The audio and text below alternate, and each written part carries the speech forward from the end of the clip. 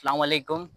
तमाम आयल भेनरुनि भाइरनि नौजवान ऐं आसपास जा महिमान खे हिन फ़िक्री गॾिजाणी में दिलि जी गहराइनि सां भली कार।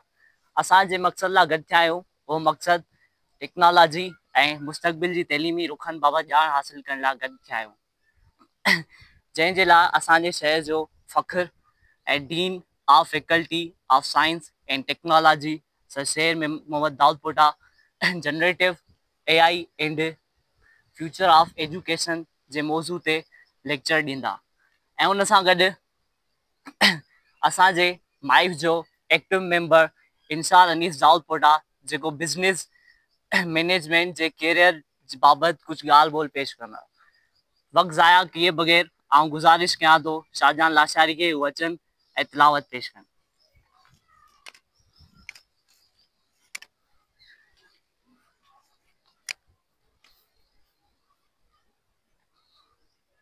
أعوذ بالله من الشيطان الرجيم بسم الله الرحمن الرحيم الحمد لله رب العالمين الرحمن الرحيم مالك يوم الدين إياك نعبد وإياك نستعين اهدنا الصراط المستقيم صراط الذين أنعمت عليهم غير المغضوب عليهم ولا الضالين صدق الله العظيم।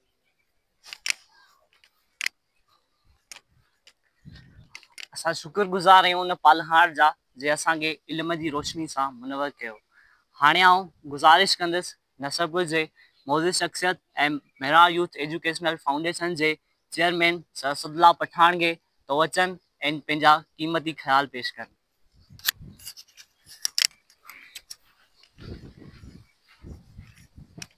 अऊज़ु बिल्लाहि मिनश शैतानिर रजीम बिस्मिल्लाहिर रहमानिर रहीम। आयल सभिनी भाइरनि भाउरनि उस्तादनि शागिर्दनि खे अस्सलामु अलैकुम। अॼु जेका लेक्चर सीरीज़ जो जेको ॿियो लेक्चर आहे उहो आहे डॉक्टर शेर जे हवाले सां। डॉक्टर शेर जनरेटिव AI एंड जेको एजुकेशन ऑफ फ्यूचर है हुन ते डॉक्टर शेर साहब ॻाल्हाईंदा। त हुन में सभिनी खां पहिरीं तव्हां सभिनी खे वेलकम था कयूं। त तव्हां सभिनी जी महिरबानी तव्हां सभई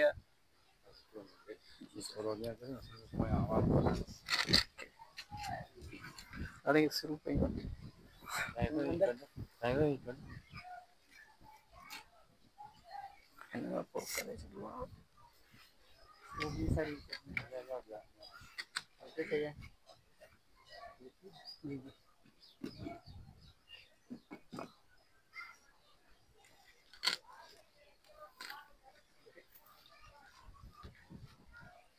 अॼु जो जेको लेक्चर आहे उहो डॉक्टर शेर पंहिंजो ॾींदो generative AI and future of education. मिसाल जे तौर ते हुनजो अगरि थोरो डेमो तव्हांखे ॾियां, इंट्रो ॾियां। जनरेटिव AI छा आहे? मीन्स AI जी जेका आहे उनमें आर्टिफिशियल इंटेलिजेंस में तव्हां को कॉन्टेंट क्रिएट करो। जीअं मिसाल जे तौर ते पाण चैट GPT आहे, पाण हुनखे ॾींदा आहियूं त को असाइनमेंट हुजे, पाण चवंदा आहियूं त चैट GPT खे तव्हां असांखे ठाहे ॾियो, या को बि पाण खे सुवाल हुजे फिजिक्स केमिस्ट्री बायो को बि सब्जेक्ट तव्हांजो हुजे, तव्हां हुनखे चवंदा आहियो, तव्हांखे जवाबु ॾींदा। हिकिड़ी साइड हिनजी इहा आहे।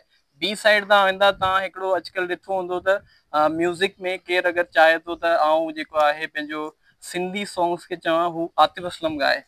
चैट GPT खे चवां या AI खे चवां सिंधी सॉन्ग्स खे ट्रांसलेट करे आतिफ़ असलम, त इहो बि थी सघे थो। या ईअं वीडियो जे तौर ते बि अचे थो। जीअं पाण वीडियो में मिसाल जे तौर ते एडिटिंग वग़ैरह कंदा आहियूं, हुनजे अलावा पाण कोडिंग वग़ैरह जीअं प्रोग्रामर वग़ैरह हूंदा आहिनि, हू कोडिंग के बि AI जे ट्रम्प ते कमु कंदा आहिनि हुन ते।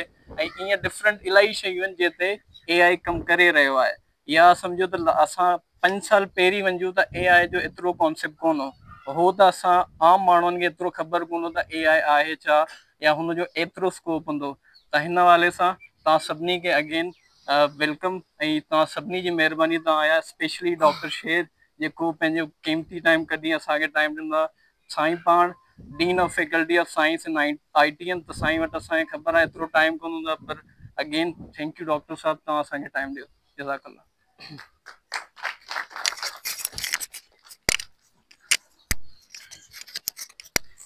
तमाम ज़बरदस्त सर सदला पठान AI जे बारे में मोटे तरीक़े सां काफ़ी इंफॉर्मेशन ॾिनियूं जेके काराइतूं साबित थींदियूं। हाणे आउं गुज़ारिश कंदुसि माइफ जे मेंबर इंसाल अनीस दाऊदपुटा खे त पाण अचनि मैनेजमेंट में कहिड़े बिज़नेस मैनेजमेंट में कहिड़े जे बारे में पंहिंजी ॻाल्हि ॿोल पेश कनि।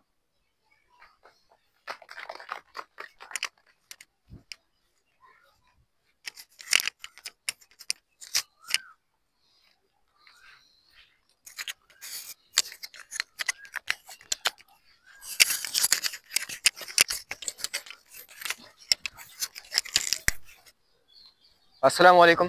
माई सेल्फ इंशाल्लाह नीज़ आउटपुट सभ खां पहिरीं ऐं शुक्रगुज़ार आहियां माइफ जो जीअं मूंखे हेॾे वॾे स्टेज ते हेॾे वॾे प्लेटफॉर्म ते ॻाल्हाइण जो मौक़ो ॾिनो ऐं I am very glad of that.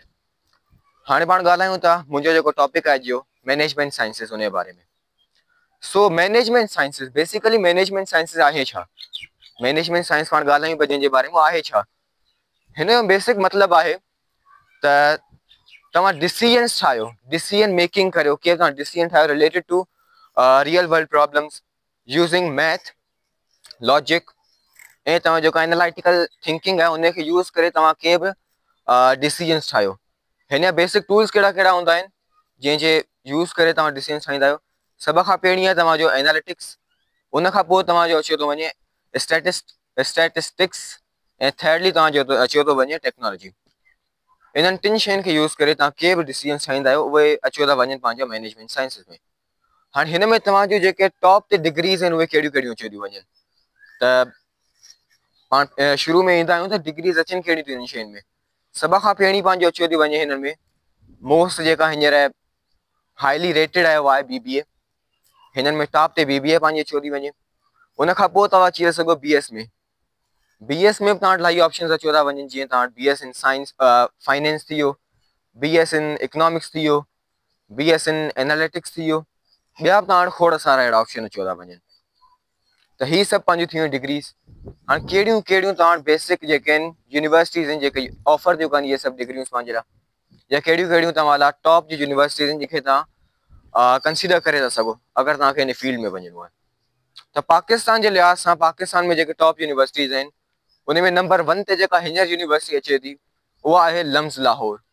Lumps Lahore जेका one of the top and one of the finest university आहे पूरे पाकिस्तान में। ऐं अगरि तव्हांखे ॿाहिरि वञी कमु करिणो आहे कि ॿाहिरि मुल्क में तव्हांखे वञी पढ़णो जॉब करणी आहे या अॻियां जेका बि अॻियां पढ़ाई तव्हांखे करणी आहे ॿाहिरि करणी आहे त उन लाइ जेका टॉप रेटेड आहे उहा अथव लम्स लाहौर। छो जो आहे फर्स्ट ऑफ ऑल त पूरे पाकिस्तान में रिकॉग्नाइज़ है, पूरे पाकिस्तान में सुठनि अल्फाज़नि खां हिनखे रिकॉग्नाइज़ करे थो वञे। उन खां अलावा ॿाहिरी मुल्कनि में बि इलाही रिकॉग्नाइज़ थियो थी वञे। ॿाहिरी मुल्कनि में बि हिन जी इलाही वैल्यू आहे। इन मां अगरि के डिग्री वठे थो उन जी जाम वैल्यू आहे ॿाहिरि मुल्कनि में।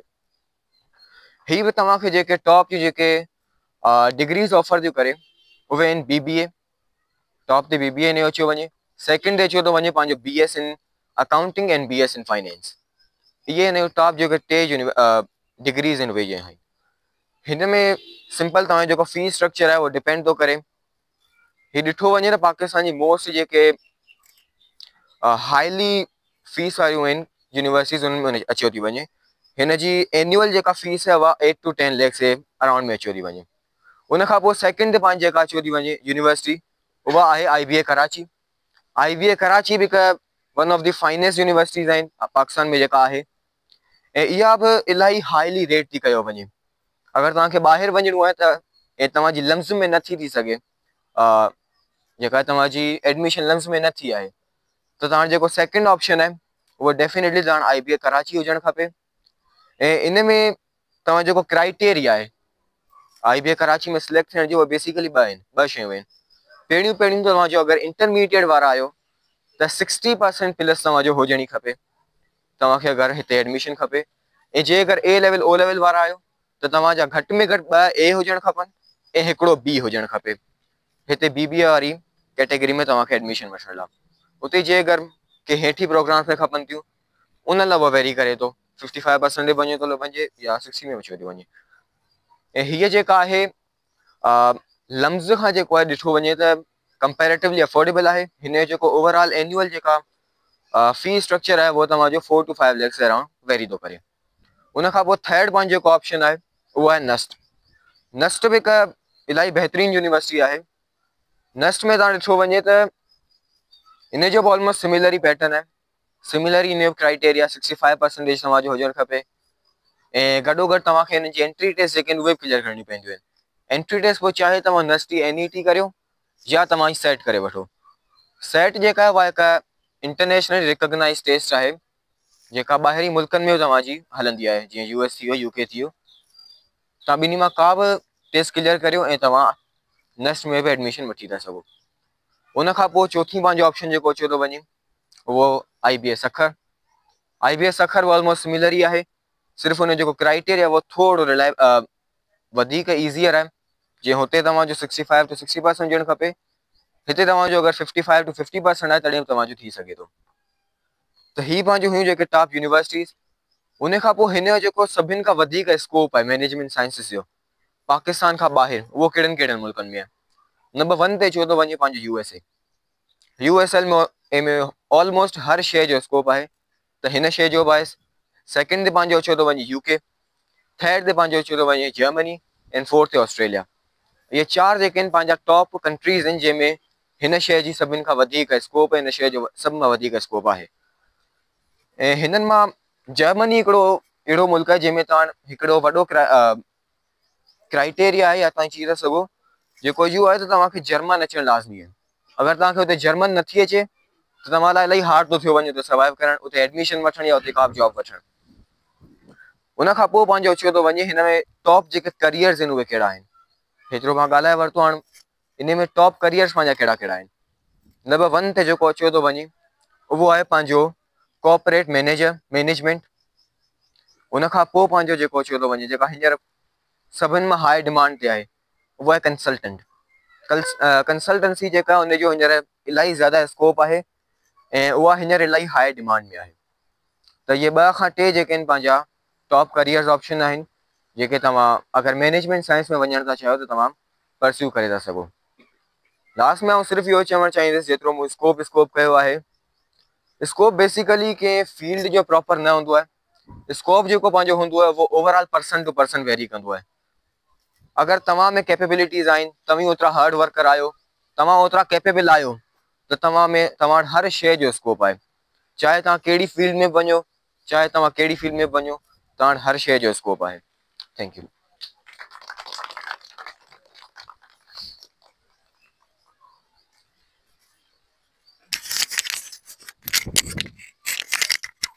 तमामु ज़बरदस्त अंशान अनीस तमामु सादनि लफ़्ज़नि में हिकिड़ी वॾी इंफॉर्मेशन असां ताईं पहुचाई आहे। इंशाल्लाह इहा इंफॉर्मेशन तमामु कराइती साबित थींदी। हाणे अनक़रीब उहो वक़्तु पहुची वियो आहे जंहिंजो लेक्चर ॿुधण लाइ असां हिते सभु गॾु थिया आहियूं। साईं शेर मोहम्मद दाऊदपुरा साहिब जिन खे आउं दावत ॾियां स्टेज अचंदे, उन खां पहिरीं हिकिड़ो शेर खेनि डेडिकेट कंदसि। सुता उथी जाग निंड न कजे एतिरी, सुता उथी जाग निंड न कजे एतिरी, सुल्तानी सुहाग निंड कंदे न थिए। हीउ शेर मूंखे इन करे डेडिकेट कयो आहे छाकाणि संदसि महिनत ऐं उन खां पोइ संदन कामयाबी असां सभिनी जे साम्हूं आहे, जंहिंजे करे हेतिरो हुजूम गॾु थियो आहे। यकीनन उहा हिन जी कामयाबी आहे जंहिंजे करे पाण हिननि खे ॿुधाइण आया आहियूं। हाणे आउं दिलि जी गहराइनि सां साईं जिन खे दावत ॾींदुसि पाण अचनि ऐं पंहिंजो लेक्चर पेश कनि।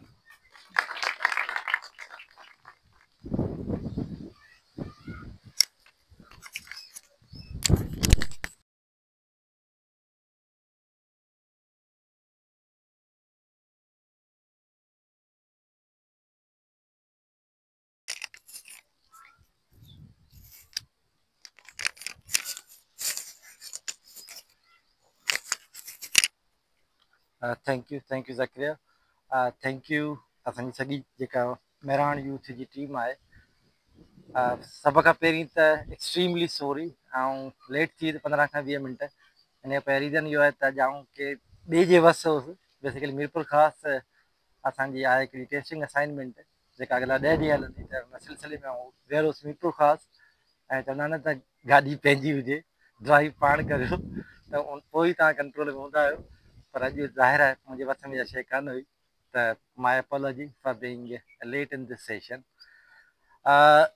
हाणे हीअ जेको टॉपिक आहे generative AI and future of education, ज़ोर सां ॻाल्हायो, ठीकु आहे। त हीउ जेको जनरेटिव AI ऐं उन खां अलावा फ्यूचर ऑफ एजुकेशन, त इन ते आउं कोशिशि कंदुसि त वधीक न ॻाल्हायां, वधि में वधि 8 खां 10 कलाक, माना इनशाला फजर खां वधीक लेट कान थींदी। अच्छा, हाणे ही जेको टॉपिक आहे इहो आहे ॿिनि हिसनि में, हिकिड़ो आहे जनरेटिव AI ऐं उन सां गॾु आहे त उनजो एजुकेशन ते इम्पैक्ट केतिरो थींदो।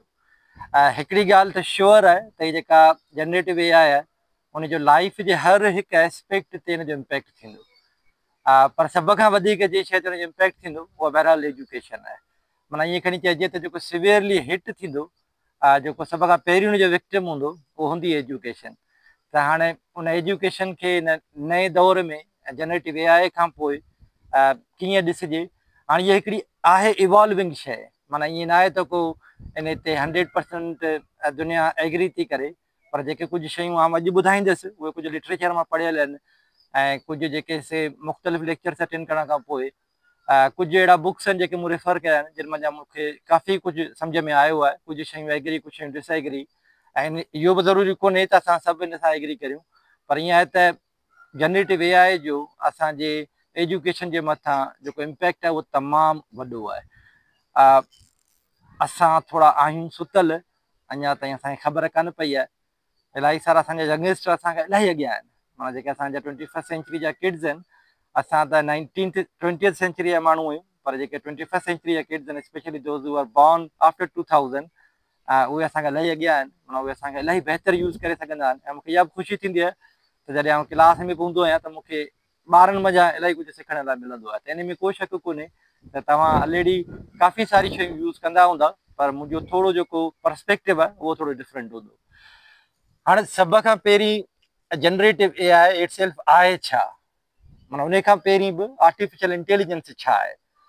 आर्टिफिशियल इंटेलिजेंस हिकिड़ो टर्म आहे जेको इन वे के हिकिड़े माण्हू जी इन्वेंशन कान्हे, छाकाणि त पूरी दुनिया ने खे कंट्रीब्यूट कयो आहे। पर अगरि केरु चवे त इन जो इन टर्म खे पहिरीं कंहिं इंट्रोड्यूस करायो त उहो हो एलन ट्यूरिंग। तव्हां अगरि ट्यूरिंग मशीन ॿुधी हुजे, या जेकॾहिं तव्हां मां को नेटफ्लिक्स खे फॉलो करे थो त उन में हिकिड़ी इमिटेशन गेम जे नाले सां सीरीज़ आहे, उहो बि बेसिकली वर्ल्ड वॉर 2 जेका शुरू थी हुई, ऐं इन वे अगरि एलन ट्यूरिंग न हुजे हा त प्रोबेबली उहा जेका वर्ल्ड वॉर 2 आहे उन में अञा बि वधीक कैजुअलिटीज़ थियनि हा।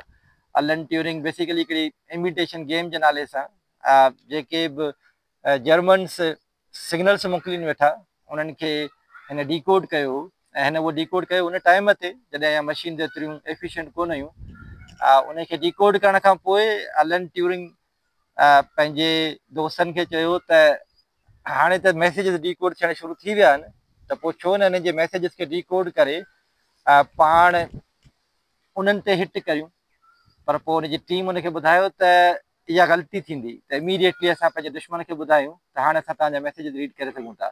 उन्हनि सभिनी जो गॾिजी प्लान कयो त हाणे हीअं कंदासीं, जेके मैसेजिस वधीक इम्पोर्टेंट आहिनि, जंहिंजे करे वधीक तबाही अचे थी, उन्हनि मैसेजिस खे पाण यूज़ करे उन तबाहीअ खे थोरो अवॉइड कंदासीं। पर पोइ वरी दुश्मन खे मैसेज न वञे त कुझु अहिड़ा मैसेजिस जेके असां ॿुधंदासीं बि ऐं असांखे नज़र अचे पियो त नुक़सान बि थिए पियो, पर उन बावजूदि पोइ उन्हनि खे पाण इंटरसेप्ट कोन कंदासीं, भले दुश्मन खे इहा हुजे त असांखे ख़बर कान पई पए। बहरहाल इन दौरान इन जे एलन ट्यूरिंग जी टीम में हिकिड़ो बंदो हिकिड़ो मैसेज इंटरसेप्ट थियो, जंहिंमें ख़बर पई त उहे हिकिड़े सम्झो त शिप खे उड़ाइनि वेठा, ऐं उन शिप में बहरहाल उन साइंटिस्ट जो ब्रादर वेठल हो न, ऐं टीम सॼी डिसाइड कयो त इहो जेको मैसेज आहे इहो लो प्रायोरिटी आहे, इनखे पाण डिटेक्ट कोन था करियूं ऐं उनखे अटैक करणु ॾियूं था। हुन वीचारे कोशिशि कई त पंहिंजे भाउ खे बचायां, पर बहरहाल just for the sake of humanity हुन पंहिंजे भाउ खे बि क़ुर्बान कयो ऐं उहो शिप बि बहरहाल उॾामी वियो। हिन जो अल्टीमेट ऑब्जेक्टिव इहो ई हो त असां चाहियूं था त जेका वर्ल्ड वॉर 2 आहे इन में एतिरो नुक़सानु न थिए जेतिरो बेसिकली हिटलर करणु चाहियो वेठे। हाणे इहो थोरो बैकड्रॉप आहे जंहिंमें एलन ट्यूरिंग जी थोरी पर्सनैलिटी तव्हांखे सम्झण में माना मदद मिलंदी। पोइ बैक इन 1951 या 52 हिकिड़ी वर्कशॉप थी हुई US में, जंहिंमें एलन ट्यूरिंग हो, उन खां अलावा जॉन मैकार्थी हो, काफ़ी सारा ॿिया साइंटिस्ट हुआ। उन्हनि गॾिजी करे इहा डिस्कशन कई हुई त मशीन जो ह्यूमन जे मथां इम्पैक्ट कहिड़ो हूंदो। ऐं सभिनीनि गॾिजी हिकिड़ो टर्म इन्वेंट कयो जंहिंखे हुननि चयो आर्टिफिशियल इंटेलिजेंस, ऐं उनखे हिननि डेफिनेशन बि ॾिनी न, जंहिंखे अॻियां हली करे असां ट्यूरिंग टेस्ट जे नाले सां सुञाणींदा आहियूं। हाणे ट्यूरिंग टेस्ट इहा आहे त जेकॾहिं हिन पासे परदे जेको बंदो वेठो हुजे ऐं हिन पासे ॿी का एंटिटी हुजे ऐं हीउ बंदो अगरि हुन सां कन्वर्सेशन करे पियो ऐं अगरि हिन खे ख़बर न पवे त हिन पासे मशीन आहे या ह्यूमन आहे, I mean if human can be deceived in figuring out who is sitting on the other side, then that entity is called artificially intelligent. या ट्यूरिंग टेस्ट आहे। ऐं उन टाइम ते जॉन मैकार्थी ऐं ॿियनि सभिनी साइंटिस्ट जो इहो ख़्यालु हो त another 10 to 20 years we should have a machine which should be able to do everything that a human can do. Of course उहा उन्हनि जी सिर्फ़ु सोच हुई, छाकाणि त उन टाइम ते कुझु जेके नयूं शयूं आयूं हुयूं उहो उन मां हिकिड़ी हुई एक्सपर्ट सिस्टम। हाणे एक्सपर्ट सिस्टम कुझु बि कोन्हे, एक्सपर्ट सिस्टम बेसिकली हिकिड़ो रूल बेस्ड सिस्टम आहे ऐं हिननि सभिनी जी सोच इहा हुई त को दुनिया कंहिं रूल ते हले थी। माना मिसाली ॻाल्हि आहे, दुनिया अगरि रूल ते हले थी त सभु कुझु करण जे पोयां कुझु न कुझु रूल्स आहिनि जिन खे अगरि असां एनकोड करियूं त थी सघे थो त असां हिकिड़ी मशीन खे हिकिड़े आम इंसान वारो कमु वठी सघूं। उन एक्सपर्ट सिस्टम खे ॾिसी करे सभिनीनि चयो त वाओ, हाणे असां वटि एॾी ज़बरदस्त क़िस्म जो हिकिड़ो एक्सपर्ट सिस्टम अची वियो आहे ऐं असां दुनिया में जेके बि रूल्स आहिनि उन्हनि खे अगरि एनकोड करे वञूं त असां वटि हिकिड़ो अहिड़ी मशीन अची वेंदी जेका ह्यूमन जे इक्विवेलेंट हूंदी। बहरहाल इहा सोच उन्हनि जी सही हुई कान, छाकाणि त दुनिया में रूल्स इनफाइनेटली मैनी आहिनि। माना इहो पॉसिबल कोन्हे त दुनिया में जेके बि रूल्स आहिनि उन्हनि सभिनीनि खे कंहिं मशीन में इनकोड करे सघिजे। माना मिसाली ॻाल्हि आहे, हिकिड़े दरवाज़े खे अगरि अनलॉक करिणो आहे त उनजो सिंपल रूल इहो आहे त दरवाज़े में हथु विझो, हुनखे हेठि करियो ऐं पुल करियो, दरवाज़ो खुली वेंदो। पर हाणे इहो हिकिड़ो रूल आहे, इहो हिकिड़े लॉक जो क़िस्म आहे। माना हाउ अबाउट अगरि उहो जेको लॉक आहे उहो सर्कुलर हुजे त हुनखे वरी राइट हैंड ते माना क्लॉक वाइज़ मोड़बो त खुली वेंदो ऐं वरी पुल कबो त दरवाज़ो खुली वेंदो। अच्छा, वरी हाउ अबाउट अगरि उहो आहे सर्कुलर पर वरी हुनखे पुश कबो त दरवाज़ो खुलंदो। अच्छा, वरी अञा वधीक छा ख़्याल आहे, जेकॾहिं उहो लॉक बि आहे पर मथां वरी हिकिड़ो ॿियो मैन्युअल लॉक लॻल आहे त तव्हां थोरो इमेजिन करियो, नंढिड़ो कमु आहे त दरवाज़ो खोलणो आहे, पर दरवाज़े खोलण जे लाइ जेके नंबर ऑफ रूल्स आहिनि से प्रोबेबली इनफाइनेटली मैनी आहिनि, एतिरा घणा आहिनि। अञा त ॿियूं शयूं बि आहिनि त जेकॾहिं दरवाज़े जो लॉक ख़राबु आहे, माना तव्हां केॾी बि कोशिशि करियो, छिकियो त हेॾा करे थोरा करे सभई रूल्स अप्लाई करे पर दर पोइ बि न खुले। हाणे थोरो इमेजिन करियो, असां मां ऑर्डिनरी पीपल भले हिकु दर्जो बि न पढ़ियो हुजे पर इहे सभु जा सभु रूल्स बिना ट्रेनिंग जे उहो केतिरो क्विकली सिखी थो वञे। मां कंहिं बि माण्हू खे कमरे जे अंदरि छॾियो, हुनखे भले सेखारियल न हुजे दरवाज़ो कीअं खोलिबो आहे पर हुन ते सभु रूल्स क्लियर हूंदा। हाणे इन शइ खे थोरो ज़हन में रखी तव्हां थोरो इमेजिन करियो त असांजी ह्यूमन माइंड केतिरो कैपेबल आहे। माना जेको डिवाइन आहे, जेको अलाह ताला आहे, माना जंहिं ह्यूमन खे क्रिएट कयो आहे, तव्हां थोरो तसवुरु करे त उहो माइंड केॾो ज़बरदस्त आहे। माना मूंखे अगरि सिर्फ़ु ऐं सिर्फ़ु हितां खां वठी करे हुन गेट खां ॿाहिरि निकिरणो आहे, इन में बि हज़ारे रूल्स आहिनि। माना पहिरियों रूल इहो आहे त मूंखे ज़ाहिर आहे जेकॾहिं हुन दरवाज़े ताईं पहुचणो आहे त सिधो कोन थो हली सघां, छाकाणि त हुते हीअ बीठी आहे, हीअ हर्डल आहे। माना ज़ाहिर थोरो ईअं राइट ते थियां, पोइ वरी क़दम सिधा खणां, वरी मूंखे का शइ नज़र अचे त लेफ्ट थियां, राइट थियां, दरवाज़ो अगरि बंदि आहे त हुनखे छिके करे खोलियां ऐं उन खां पोइ हुनजे ॿाहिरि निकिरां।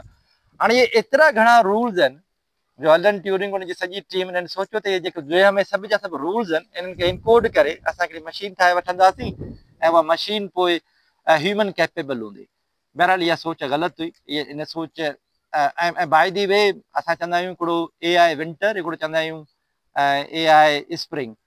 त AI स्प्रिंग माना जॾहिं तमामु घणो पैसो AI में इन्वेस्ट कयो वञे त जॾहिं अलन ट्यूरिंग ऐं ॿियनि सभिनी एक्सपर्ट सिस्टम आंदो त बिलियंस ऑफ डॉलर्स बहरहाल इन इंडस्ट्री खे मिलिया, पर अनफॉर्चुनेटली आख़िर ताईं करे कुझु बि कोन सघिया।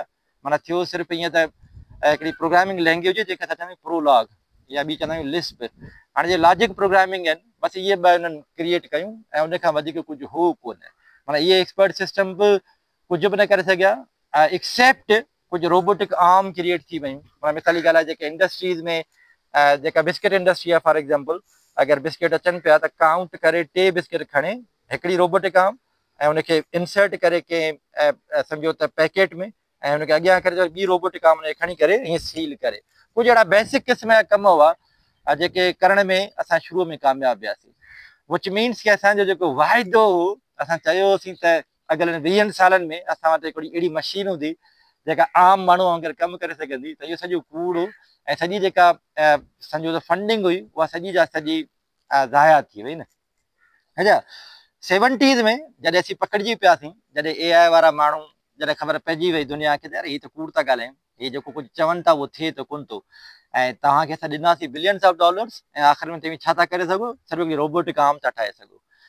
AI जो विंटर अची वियो, माना सफ़ा फंडिंग बंदि थी वई। अॻिला 20 खां 25 साल AI तां माण्हुनि जो अटेंशन ई हटी वियो, माण्हुनि सभिनी सोचियो त हीअ कूड़ था ॻाल्हाइनि, ऐं बहरहाल ओवरऑल हिकिड़ो ॾेवाले जो शिकार थी वई न असांजी AI जी फील्ड। वरी 1994-95 में एक्सपर्ट सिस्टम खां पोइ हिकिड़ी ॿी टेक्निक आंदी जंहिंखे हिननि चयो न्यूरल नेटवर्क। हाणे न्यूरल नेटवर्क हिननि जो इनिशियल दावा इहो त इहो बिल्कुलु उहो ई आहे जीअं इंसानी ज़हन सोचे थो। अच्छा, इंसानी ज़हन ॻाल्हाए हिननि कंहिंखां सिखियो, हिननि सिखियो न्यूरोलॉजिस्ट खां।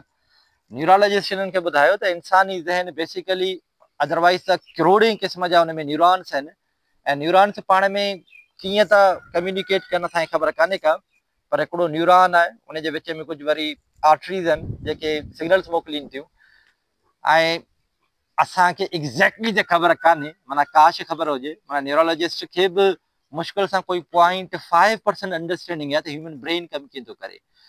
हाणे ह्यूमन ब्रेन हिकिड़ी ॾाढी कॉम्प्लेक्स एंटिटी आहे, माना फॉर एग्ज़ाम्पल असांखे इहा ख़बर अॼु ताईं कान्हे त कहिड़ियूं शयूं आहिनि जंहिंजे करे असांजो मूड बहितर थो थिए, कहिड़ियूं शयूं आहिनि, माना हिन माइंड में आख़िर उहे कहिड़ा न्यूरॉन आहिनि जेके जेॾी महिल ट्रिगर थियनि था त असांखे हिकिड़ी सरशारी मिले थी, ऐं उहे कहिड़ा न्यूरॉन आहिनि जेके जेॾी महिल ट्रिगर थियनि था त असांखे ॾुख थो महसूसु थिए। माना जेकॾहिं न्यूरोलॉजिस्ट हिन ॻाल्हि खे सम्झी वञनि त प्रोबेबली असां पोइ ख़ुशीअ जे लाइ कुझु ॿियो करियूं। पर बहरहाल हिकिड़ी जेका रफ डेफिनेशन आहे न्यूरोलॉजिस्ट असांजे कंप्यूटर साइंटिस्ट खे ॿुधायो त बेसिकली न्यूरॉन आहिनि ऐं उहे लेयर्ड आहिनि। पहिरियों लेयर आहे, ॿियो लेयर आहे, टियों लेयर आहे। हिन लेयर में कुझु न्यूरॉन जेॾी महिल हिनखे करंट मिले थो त इहे अॻे लेयर में कुझु ॿियनि न्यूरॉन्स खे ट्रिगर कनि था, ऐं उहे कुझु ॿियनि न्यूरॉन्स खे ट्रिगर कनि था, ऐं पोइ आख़िर में तव्हांजो डिसीशन थिए थो न। कंप्यूटर साइंटिस्ट सोचियो त जेकॾहिं न्यूरॉन ईअं ई कमु कनि था त पोइ हुननि छा कयो, हिन न्यूरल नेटवर्क जे नाले सां हिकिड़ी टेक्नोलॉजी आंदी न। अच्छा, न्यूरल नेटवर्क में इनिशियली आया त हिनखे तमामु वॾी सक्सेस मिली, माना फॉर एग्ज़ाम्पल हिनजी जेका पहिरीं सक्सेस हुई उहा हुई 1995 में। हाणे गो गेम जे नाले सां हिकिड़ी ॾाढी पॉपुलर गेम आहे चाइना में, त उन गो गेम जो जेको उन टाइम ते चैंपियन हो त न्यूरल नेटवर्क साम्हूं रखियो हूंदो, बेसिकली कंपनी जो नालो अल्फा। उन कंपनी उहा ई कंपनी आहे जेका अॻियां हली करे गूगल में कन्वर्ट थी। पर बहरहाल अल्फा उहो हिकिड़ो गो गेम जो एल्गोरिथम ठाहियो जेको बेस करे पियो न्यूरल नेटवर्क जे मथां। हिनखे चैंपियन खे चयूं त तूं अॼु नथा खेॾ, चैंपियननि सां गो गेम खेॾी, विदिन 10 सेकेंड्स अल्फा हाराए वई न। अच्छा, पोइ हिनखे चैंपियन खे चवण 5 ॾींहं तूं असांखे ॾे। उन खां पोइ छा कयूं, न्यूरल नेटवर्क खे काउंटलेस क़िस्म जी लर्निंग ॾिनो।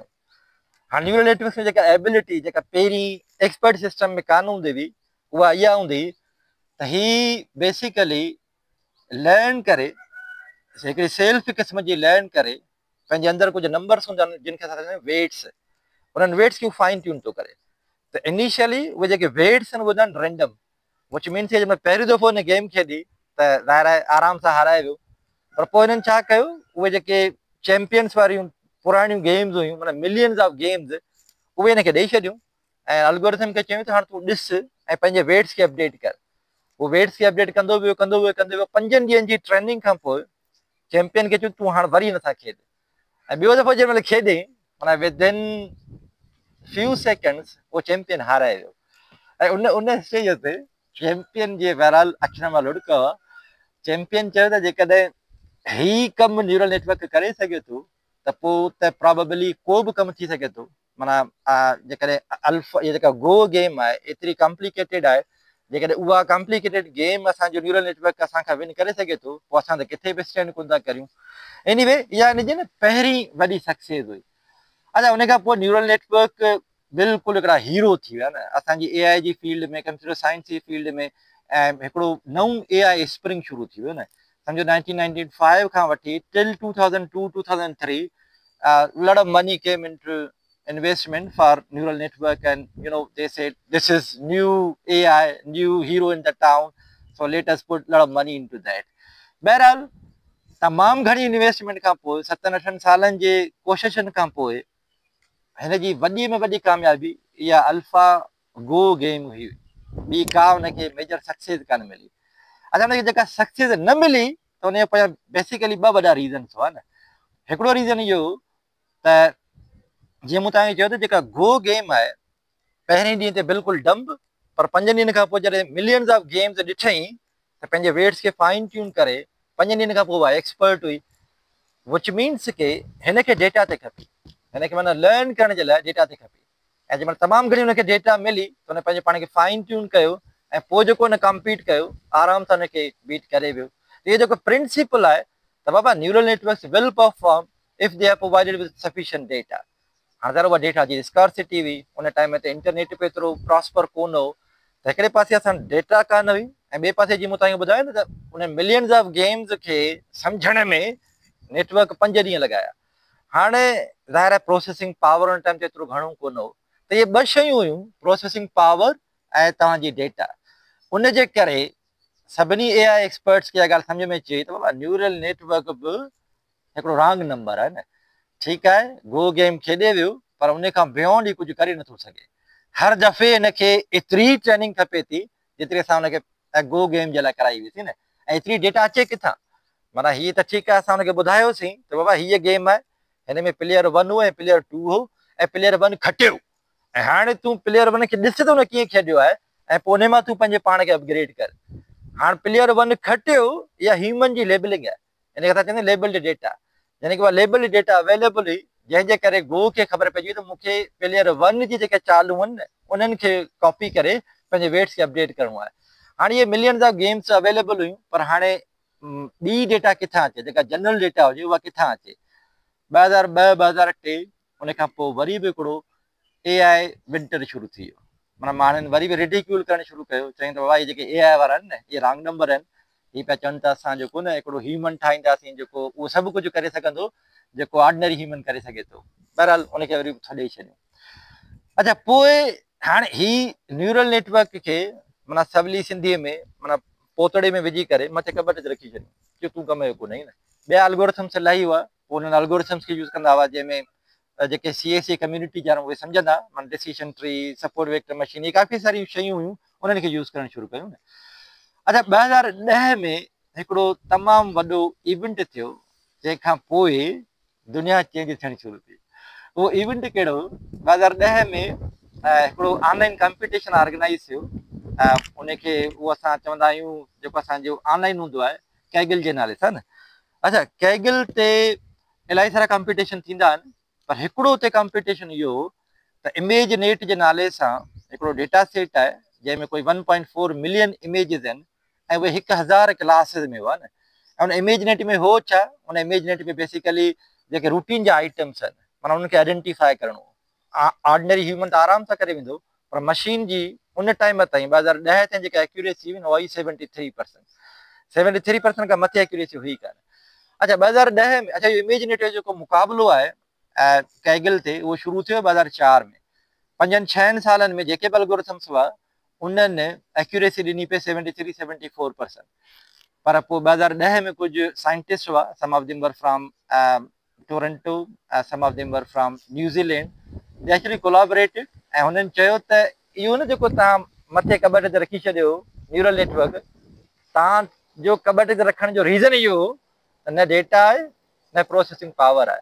हाणे 10 साल थी विया आहिनि, हाणे सोशल मीडिया अची वई आहे, हाणे इंटरनेट जी ईज़ी एक्सेस आहे, विच मीन्स के there is lot of data ऐं प्रोसेसिंग पावर बि तव्हांजा इलाही सारा इम्प्रूव थी विया आहिनि। यानी कि हाणे तव्हांजा क्वाड प्रोसेसर आहिनि, तव्हांजा GPUs आहिनि, विच मीन्स के हाणे मशीन बि वधीक पावरफुल आहिनि।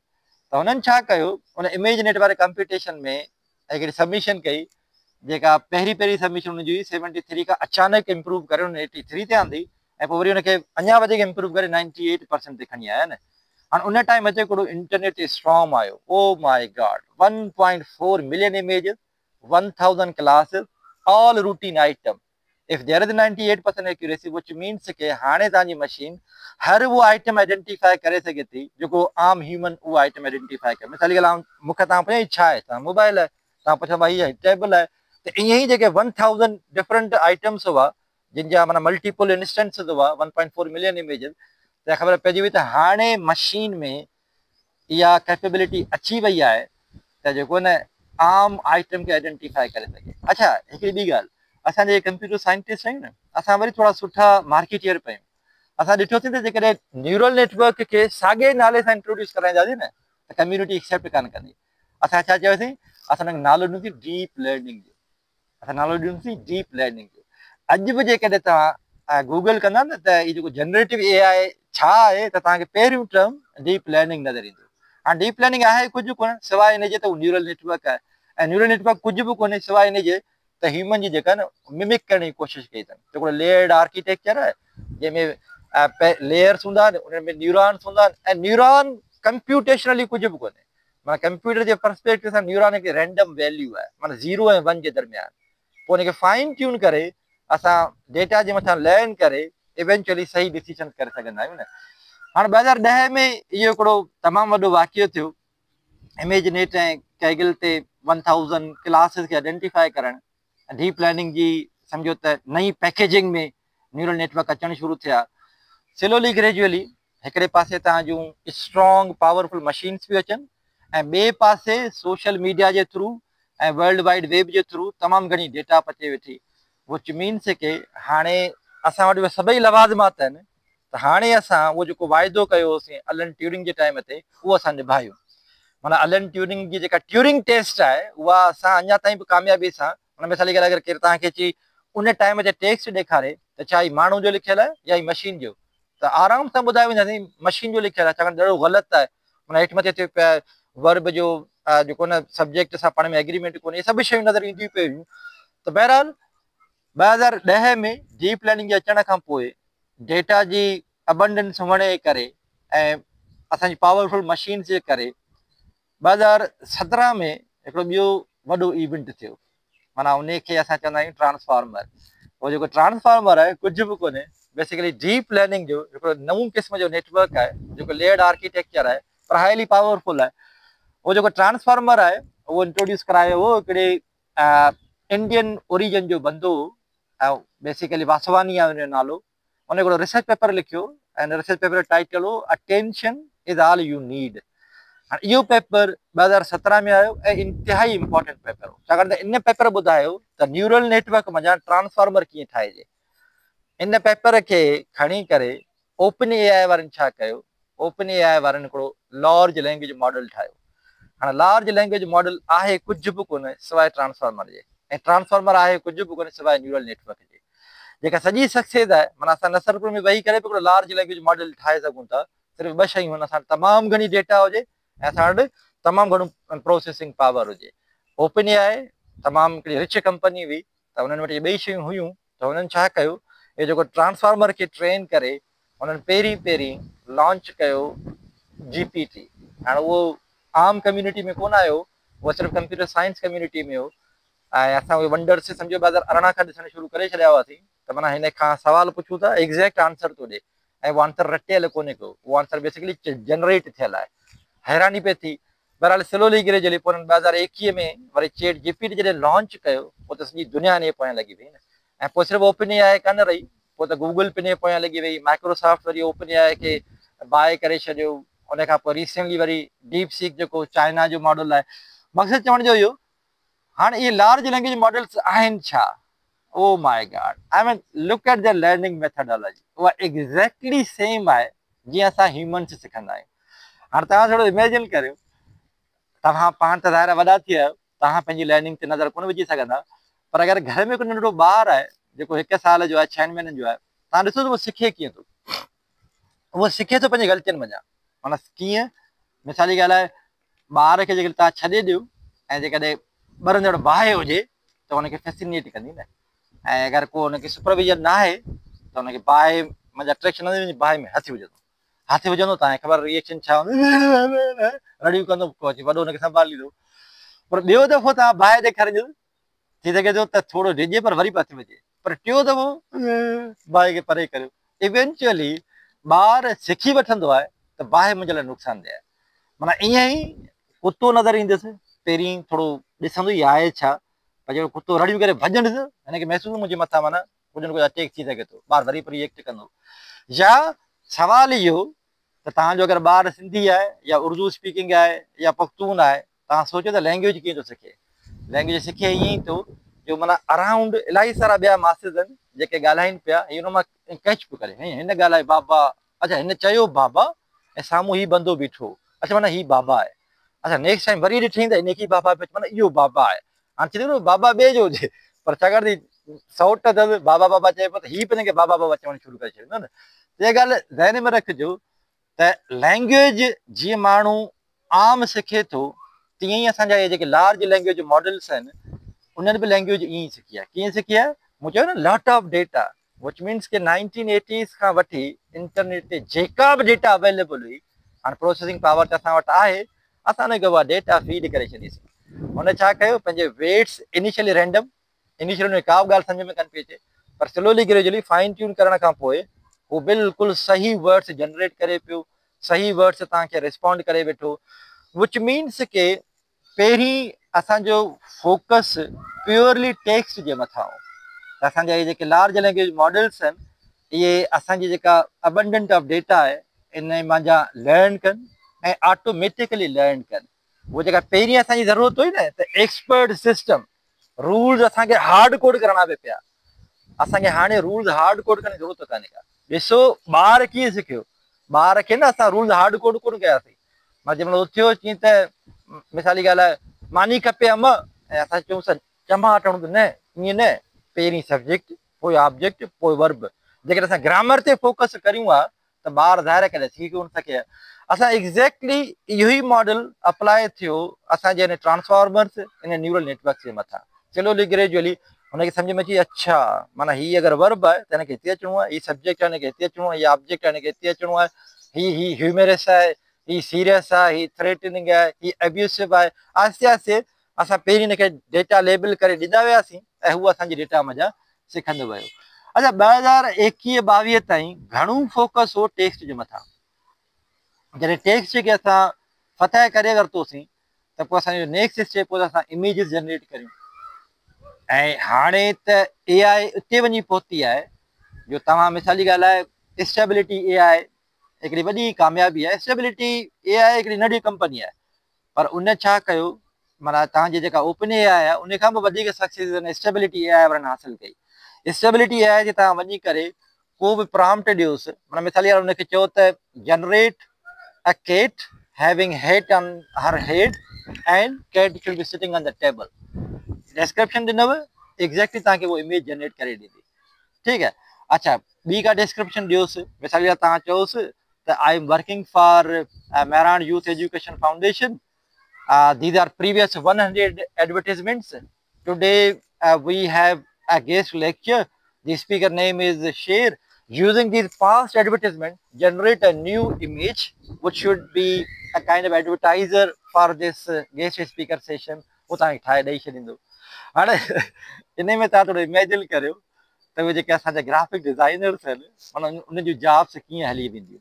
एनीवे पहिरीं टेक्स्ट खे असां कनकर कयोसीं, पोइ असां इमेजिस खे कनकर कयोसीं। जॾहिं इमेजिस कनकर थी विया त माना वीडियो बि थी वियो, छाकाणि त वीडियो कुझु बि कोन्हे, वीडियो बेसिकली इमेजिस खे ई माना मिसाली ॻाल्हि अगरि तव्हां 1 सेकेंड में 30 इमेजिस ॾेखारींदव त तव्हांखे उहा वीडियो बि नज़र ईंदी, माना उहा कंटिन्यूटी में हुजनि। मां जंहिं महिल तव्हां मुंहिंजे करे वीडियो रिकॉर्ड कंदो, जीअं असां यूसुफ करे वेठो त बेसिकली 1 सेकेंड में मुंहिंजा 30 इमेजिस अचनि पिया, ऐं उहे अगरि कंटिन्यूटी में आहिनि त हीअ जेका मुंहिंजो हथु हिते बीठो आहे 1 सेकेंड में 30, त उहो आराम सां ई सॼो जेको हथु न कंटिन्यूअसली नज़र ईंदो, पर बेसिकली बि आहिनि इमेजिस ई न।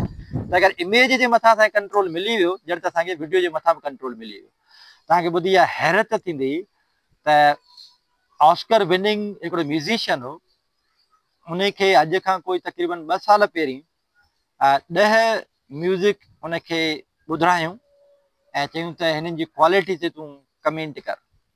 त जंहिं महिल 10 ॿुधियूं त हिन चयो these are astonishing, these are superb, these are as good as I can compose. त हुन खां पुछूं भला इहो ओपिनियन ॾिए त हिन मां केतिरियूं ह्यूमन कंपोज़ आहिनि ऐं केतिरियूं मशीन जनरेटेड आहिनि। त हुन चयो त मूंखे त सभ जूं सभु ह्यूमन कंपोज लॻनि पियूं, छाकाणि हिन में बे इंतिहा क्रिएटिविटी आहे। त हुन चयो त तोखे ॿुधी हैरत थींदी, 10 जूं 10 मशीन जनरेट कयूं आहिनि। That guy had tears in his eyes. He said, my God, my job is gone. माना हाणे जेकॾहिं एॾी ज़बरदस्त म्यूज़िक जनरेट करे सघे थो त बाक़ी बचो छा। अच्छा, हींअर बि अॼु बि तव्हां अगरि गूगल कंदो त हॉलीवुड में प्रोटेस्ट पियो हले। इहे जेके क्रिएटिव माण्हू आहिनि, they are sitting on the roads, they are saying के इलाही सारियूं असांजूं जॉब्स जेके आहिनि उहे हाणे तव्हां AI खे ॾेई छॾियूं आहिनि ऐं AI जो यूज़ घटि खां घटि करियो ताकी ह्यूमन ऐं मशीन जे विच में हिकिड़ो बैलेंस रही सघे। हाणे जेकॾहिं हॉलीवुड में इहे अञा जहिड़ा हलनि पिया त असांजो त अञा अलाए किथे आहे न, असां इलाही पोइते आहियूं, घटि में घटि अधु सदी त हुन खां पोइते आहियूं न। इहे साॻियूं शयूं बॉलीवुड में बि थियनि पियूं, असांजी इंडस्ट्री में त अञा ताईं इन्फेंसी आहे।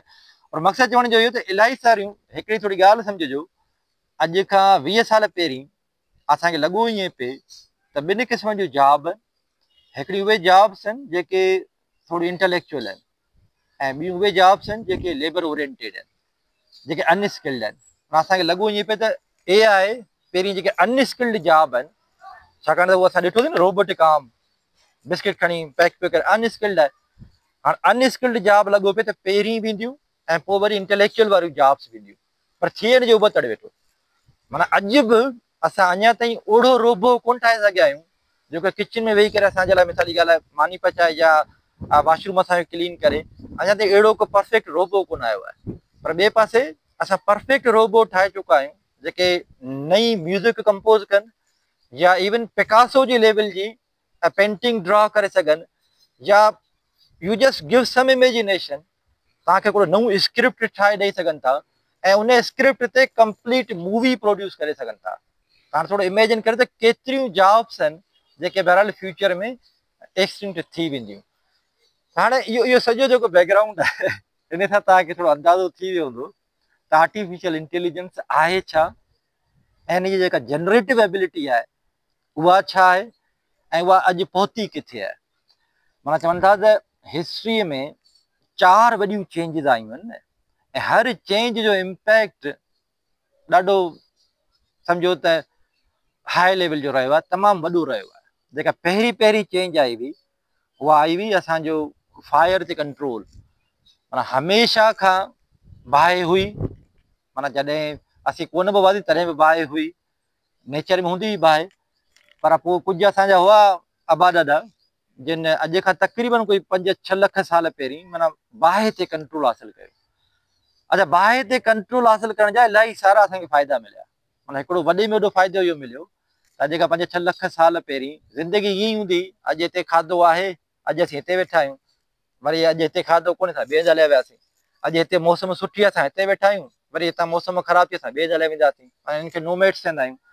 उहे जेके नोमैड्स हूंदा हुआ असांजा अबा ॾाॾा, माना उन्हनि खे वॾे में वॾो फ़ाइदो इहो पियो त हाणे ॾिसनि पिया त फूड ख़तमु थिए पियो, पर कुझु ॿियो फूड बि आहे जेको खाऊं था त पेट में सूर थो पए, माना असांजे मैदे में ताक़त कान्हे त उनखे हज़म करे सघूं। अचु भला हिनखे थोरो बाहि ते पचायूं, बाहि ते पचाइण खां पोइ उन्हनि जो मैदो उनखे हज़म करे वेठो। माना जेको फूड जा ज़रिया आहिनि उहे असां वधाए छॾियासीं न। माना अॼु बि तव्हांखे ख़बर आहे जेकॾहिं दुनिया में बाहि न हुजे त गोश्त असां कोन था खाई सघूं, इहे जेके आम सब्जियूं नथा खाई सघूं, माना वधि में छा था खाई सघूं, उहे जेके नेचुरली असां डाइजेस्ट करे सघूं था। त बाहि जो इम्पैक्ट ह्यूमैनिटी ते ॾिसो त केॾो वॾो आहे। पहिरीं जेका चेंज आई आहे, जेका नेचुरल चेंज उहा आई बाहि जी कंट्रोल। अच्छा, उन खां पोइ जेका ॿी वॾी चेंज आई उहा हुई असांजी लैंग्वेज ऐं लिखणु। माना लैंग्वेज जॾहिं न हुई त असां हिक ॿिए सां इशारनि में ॻाल्हाईंदा हुआसीं, माना सफ़ा लिमिटेड क़िस्म जी कम्युनिकेशन हूंदी हुई, रुॻो इशारनि में त हीउ खा हीउ न खा, माना पंहिंजा जेके सेंटिमेंट्स आहिनि से पर रुॻो ईअं रोई करे ॿुधाए सघंदा हुआसीं। माना इन जो अगरि अंदाज़ो करणु चाहियो था त इहो तसवुरु करियो त कुतनि वटि या मेहनि वटि इन्हनि वटि लैंग्वेज कान्हे। हाणे छाकाणि त इन्हनि वटि लैंग्वेज कान्हे त इहे वीचारा कोलाबरेट कोन था करे सघनि। ऐं ॾिसो असांखां वधीक पावरफुल आहिनि, इन्हनि में ताक़त असांखां वधीक आहे। ऐं जेकॾहिं न कंहिं ॾींहुं हीअ माना सिंधी ॻाल्हाइण बि सिखी विया, माना हिक ॿिए खे भई हिकिड़ी मेंह ॿी मेंह खे चए अची पियो हिनखे संभालिजां कुट ने कुट हणी लत हणी त थोरो तसवुरु कयो अगरि इन्हनि सभिनीनि खे लैंग्वेज अची वञे ऐं पाण में कोलाबरेट करणु शुरू कनि त माना हीअ आराम सां असांखे जेको न सबऑर्डिनेट करे सघनि था, विच मीन्स के या जेका ॿी चेंज आई आहे न उहा आई आहे लैंग्वेज जी। इहा लैंग्वेज ई आहे जंहिंजे करे असां हिक ॿिए सां कोलाबरेट करणु शुरू कयोसीं। ऐं इन जे पोयां हिकिड़ी ॿी बि शइ आहे त लैंग्वेज जे करे असां स्टोरी बि ठाहिणु शुरू कईसीं ऐं स्टोरी में माण्हू आराम सां अची वञनि था। हाणे जीअं चवंदा कोन्हनि त तव्हां जेकॾहिं का बि कूड़ी स्टोरी ठाहियो पर उनखे सुठनि लफ़्ज़नि में पेश करियो त इलाही सारा माण्हू तव्हां सां गॾु थी सघनि था। ऐं हिस्ट्री इहा ॻाल्हि साबित कई आहे त इन ॿोलीअ जे करे, इन लैंग्वेज जे करे, इन कहाणीअ जे करे असां वॾा वॾा कबीला ठाहिया आहिनि ऐं उन वॾनि वॾनि कबीलनि जे करे तव्हां वञी ॾिसो माना हिस्ट्रीअ में केॾी प्रोपेगेंडा आहे। ऐं थोरो स्पेसिफिक नथो थियणु चाहियां, खामखा कुझु दोस्त वारा ॾुख करे विझनि, पर इलाही सारा अहिड़ा प्रोपेगेंडा आहिनि जिन जो वजूद सिर्फ़ु इन करे थियो आहे जो असांजी लैंग्वेज जी। ॿी वॾी चेंज या लैंग्वेज जी, उन खां पोइ जेका टी वॾी चेंज आहे न उहा आहे एग्रीकल्चर। एग्रीकल्चर खां पहिरीं माना एग्रीकल्चर अॼु खां 10,000 साल पहिरीं आयो आहे। अॼु खां 10,000 साल पहिरीं बि असां नोमेड्स हुआसीं। अॼु खां 10,000 साल पहिरीं बि भले घणी असां वटि बाहि हुई पर बहरहाल सब्ज़ी कान हुई, माना एग्रीकल्चर हिते असां वटि कान हुई, ग्रेन कोन हो, असां वटि कणिक कान हुई, अटो कोन हो। पर 10,000 साल पहिरीं जॾहिं असां इहो एग्रीकल्चर रिवोल्यूशन आंदोसीं त पोइ असांखे ॻाल्हि सम्झ में अची वई त हाणे असां जेको न आर्मीज़ खे कीअं खाराए सघूं था, कबीलनि खे कीअं फीड करे सघूं था। बहरहाल इहा टी वॾी चेंज हुई जेके असां एग्रीकल्चर रिवोल्यूशन चऊं था। हर हिकु चेंज जो जेको ह्यूमैनिटी ते इम्पैक्ट थियो आहे, थोरो तसवुर करियो अगरि उहा चेंज न अचे हा त अॼु असीं छा हुजूं हा। इन्हनि टिनी वॾी चेंजिस खां जेको वॾो इम्पैक्ट आहे न उहो हूंदो AI जो। माना आर्टिफिशियल इंटेलिजेंस जो इम्पैक्ट तव्हांजी लैंग्वेज जी इंट्रोडक्शन खां बि वधीक आहे। आर्टिफिशियल इंटेलिजेंस जो इम्पैक्ट तव्हांजी लाइफ जे मथां फायर जी क्रिएशन खां बि वधीक आहे, एग्रीकल्चर जे रेवोल्यूशन खां बि वधीक आहे। त तव्हां थोरो इमेजिन करियो त जेका चेंज आहे इन जो मैग्नीट्यूड केॾो वॾो आहे। त इन ॻाल्हि खे ज़हन में रखिजो त हर शइ चेंज थियण वारी आहे। माना हींअर जेॾी महिल इज़राइल हमिलो करे थो ईरान ते त उनजा जेके इहे मिज़ाइल्स आहिनि उहे बि AI इनेबल्ड आहिनि। या जेॾी महिल पाकिस्तान इंडियन जेट किरायो त उहो ईअं थोरी हो त कोई गुलियल वांगुरु माना असां जहाज़ खे निशानूं ॿधोसीं, उहो बिल्कुलु बि ईअं कोन हो, उहो AI इनेबल्ड हो। माना जहिड़े नमूने सां इंडियन जेट्स पंहिंजी डायरेक्शन मटाइनि पिया उन ई नमूने सां उन मां लर्न पियो करे, अच्छा हाणे तुंहिंजा बि वञे माना हाणे उहो जहाज़ ते बीठो आहे, हिन पंहिंजो सफ़र में पूरो कयो कोन्हे। हाणे हीअ ईअं त न आहे अंदरि माण्हू वेठो आहे या पुठियां जेके माण्हू वेठो जेको सो गाइड करे, हिनखे चइबो गाइडेड मिज़ाइल आहे। पर जेका गाइडिंग आहे न इन जे पोयां सॼी AI आहे, इन जे पोयां सॼी मशीन लर्निंग आहे, इन जे पोयां सॼी डीप लर्निंग आहे। हीअ इमेज आहे, हीअ जहाज़ जो इमेज आहे। पहिरीं हिते जो टारगेट सेट करे मूंखे हिनखे हिते हिट करिणो आहे, पर जहाज़ अॻियां हलियो वियो, पंहिंजे पाण खे वरी रीलर्न करे न हिते कोन्हे हिते आहे, पर इवेंचुअली उनखे वञी करे हिट करे असां इहे इंडिया जा जहाज़ बि किरायासीं। विच मीन्स के वॉर में AI जो यूज़ इनोवेटेबल आहे। तव्हांजे लाइफ जे हर हिकु एस्पेक्ट में AI जो यूज़ इनोवेटेबल आहे। माना तव्हां घर में वेठा हूंदा, ॻाल्हियूं कंदा कुझु मेकअपनि जूं, अचानक फेसबुक ते उनजी एड अची वेंदी। माना इहो कुझु बि कोन्हे सवाइ AI जे, सवाइ इनखे असां चवंदा आहियूं रिकमेंडर सिस्टम, उहो बि AI जो हिकिड़ो पार्ट आहे न। विच मीन्स के AI जो जेको असांजे मथां इम्पैक्ट अचिणो आहे उहो तमामु वॾो आहे ऐं इन इम्पैक्ट जी जेका स्पीड आहे न उहा बि तमामु घणी आहे। माना कुझु अहिड़ी चेंजिस आहियूं जिन जी स्पीड आहिस्ते आहिस्ते आई, स्लो, माना पहिरीं वेस्ट में आई, पोइ तव्हांजे सम्झो त आहिस्ते आहिस्ते हेॾा ईस्ट में आई न। पर हाणे छाकाणि त दुनिया हिकिड़ी ग्लोबल विलेज आहे ऐं शयूं एतिरियूं पाण में कनेक्टेड आहिनि जो इन चेंज जी जेका स्पीड आहे उहा बि प्रीवियस चेंजिस खां तमामु घणी हूंदी। हाणे इहा चेंज आणींदी कीअं, इलाही सारनि शइबनि ते हिन जो आहे इम्पैक्ट, पर आउं अॼु सिर्फ़ु ऐं सिर्फ़ु अॻिला 10 मिंट ॻाल्हाईंदुसि एजुकेशन ते हिन जो इम्पैक्ट छा आहे। एजुकेशन ते अगरि AI जो इम्पैक्ट ॾिसणो आहे, ॿ टे किताब हिकिड़ो अथव अल्टरनेट यूनिवर्सिटीज़। हाणे अल्टरनेट यूनिवर्सिटीज़ बुक चवे थो त जेकॾहिं तव्हां इमेजिन करणु चाहियो था त 2050 में एजुकेशन कीअं हूंदी, त हू हिकिड़ो क्लेम थो करे त थी सघे थो त इहे जेके हार्वर्ड, MIT, ऑक्सफर्ड इहे जेके यूनिवर्सिटीज़ आहिनि इहे थी सघे थो त अॻियां हली करे म्यूज़ियम्स थी वञनि। उहो चए थो जेको ट्रेडिशनल आहे न क्लासरूम टीचिंग, जंहिंमें टीचर बीठो आहे, स्टूडेंट वेठा आहिनि, इहो सॼो कुझु ख़तमु थी वेंदो। सिर्फ़ु ऐं सिर्फ़ु जेका सर्वाइव कंदी उहा आहे सेल्फ पेस लर्निंग। माना उहा हीअ आहे त तव्हां कंटेंट अवेलेबल कराए छॾियो, ॿार जी जॾहिं दिलि चवे उन्हनि कंटेंट्स खे ॾिसे। माना हिन बुक जी जेका हाइपोथेसिस आहे उन पोयां हिकिड़ो रीज़न इहो पियो चए थो, ॾिसो ह्यूमन जी जेका साइकी आहे हीअ तव्हांजो जेको एजुकेशन सिस्टम आहे उन सां अलाइंड कोन्हे। माना हिकिड़ा ॿार आहिनि जेके सुबुह जो फ्रेश हूंदा आहिनि, हिकिड़ा ॿार आहिनि जेके शाम जो फ्रेश हूंदा आहिनि। हाणे तव्हां ज़रूर इहे सभिनी खे सुबुह जो क्लासरूम में विहारियो था त इहा शइ ठहिकंदड़ कान्हे का। मां तव्हांजो जेको यूनिवर्सिटी सिस्टम आहे उहो सभिनी खे अकोमोडेट करे कोन थो। माना उहे ॿार जेके सुबुह जो वधीक फ्रेश था फील कनि उन्हनि खे एडवांटेज आहे, विच मीन्स के तव्हांजे सिस्टम में फ्लैक्सिबिलिटी अचणी आहे। माना असां जेका हरू भरू सभिनी खे हिकिड़ी टाइम ते क्लासरूम जे अंदरि वाड़ियो वेठा हूंदा आहियूं, इहा शइ ज़ाहिर एक्सटिंक्ट थी वेंदी, इहा शइ ख़तमु थी वेंदी। इन ई जॻह ते हूंदी सेल्फ पेस्ड लर्निंग। माना सेल्फ पेस्ड लर्निंग जा तमामु वॾा एग्ज़ाम्पल्स आहिनि। तव्हां मां ख़बर न आहे केतिरनि कोर्सेरा खे ॾिठो हूंदो, पर कोर्सेरा ते हर क़िस्म जा कोर्सिस पिया आहिनि ऐं उहे कोर्सिस तव्हां कंप्लीट करियो था पंहिंजे पेस ते। सुबुह जो फारिग वेठा आहियो, तव्हां कोर्स शुरू करियो ऐं उहे कोर्सिस कंहिंजा आहिनि, MIT जा, हार्वर्ड जा, ऑक्सफर्ड जा, इवन सखर IBA जा, लम्स जा, हिन जा कोर्सिस हुते पिया आहिनि। तव्हां वञी करे पंहिंजे पेस ते कवर करियो। त हिकिड़ो त यूनिवर्सिटियुनि जो जेको शेप आहे न उहो जो रहण वारो आहे कोन। ऐं यूनिवर्सिटियुनि जो नालो वधीक पियो वठां उनजो पहिरियों रीज़न इहो आहे त जेका अर्ली एजुकेशन आहे न उन में वरी बि लाइफ स्किल्स खपनि था, उन में वरी बि ॿार खे थोरो पर्सनल ह्यूमन अटेंशन खपे थो। माना मिसाल जी ॻाल्हि आहे, ॿार खे खाधो कीअं खाइजे इहो तव्हांखे स्कूल में ई मिलंदो, त स्कूल थोरो सेफ आहे। माना थी सघे थो 2050 में स्कूल जी शेप अञा बि इहा ई हुजे, तव्हांजे कॉलेज जी शेप अञा बि इहा ई हुजे, पर university will be the biggest hit. माना जेके आहिस्ते आहिस्ते न म्यूज़ियम में कन्वर्ट थींदा उहे इहे यूनिवर्सिटी वारा हूंदा न। अच्छा, हिकिड़ो त इहो आहे त यूनिवर्सिटियुनि जी शेप चेंज थियण वारी आहे।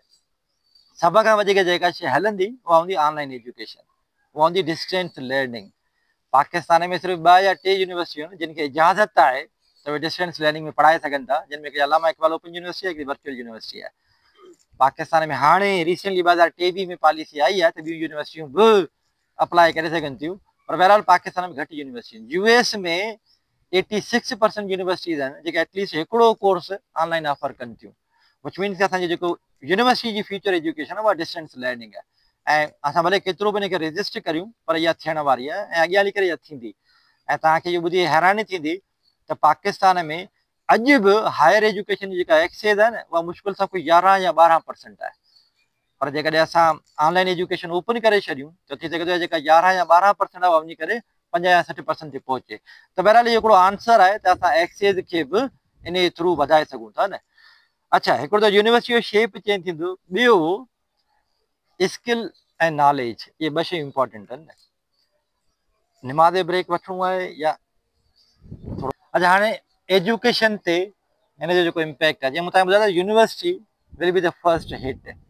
हाणे जेके तव्हां यंगस्टर वेठा आहियो न, तव्हां जंहिं महिल यूनिवर्सिटियुनि में पहुचंदो अञा थोरो घणो इम्पैक्ट आहिस्ते आहिस्ते ज़ाहिर थियणु शुरू थींदो। जंहिं महिल तव्हां ग्रेजुएट कंदो न, तव्हां यकीन करियो तव्हांजो टाइम ॾाढो ॾुखियो अथव।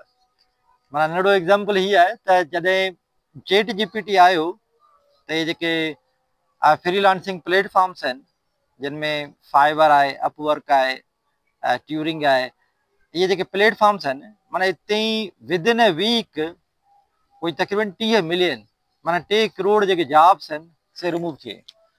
छाकाणि त उन्हनि कंपनीज़ इहो महसूसु कयो त इहे त जॉब्स हाणे मशीन्स करे सघनि थियूं।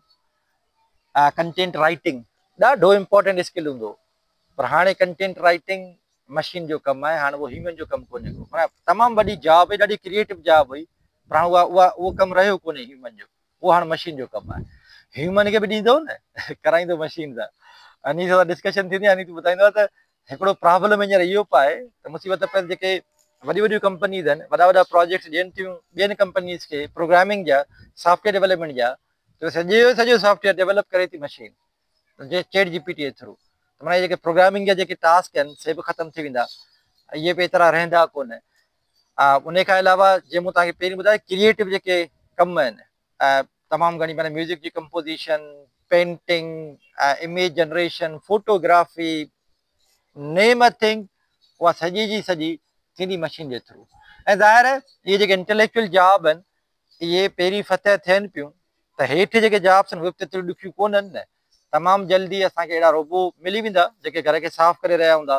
माना घर में तव्हां मायूं बि कोन ॿाहिरि वेंदो, ऐं किचन में जेको कमु थिए पियो मानी पचण वारो, मुंहिंजे घर में डिश वॉशर हाणे अची वियो आहे, हुन में तव्हां रुॻो उछलियो थांव पाणी धोपी वेंदा न, त आहिस्ते आहिस्ते इहे कम बि रिप्लेस थी वेंदा।